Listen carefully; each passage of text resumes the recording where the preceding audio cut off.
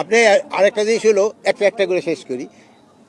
আপনি তো নিজে শঙ্কিত না, আর ওই দূরে থেকে যদি তারা ওই বিভিন্ন ধরনের কি বলে বক্তব্য দিচ্ছে, যদি তাদের এত সাহস থাকে তো দেশে এসে তো দিত।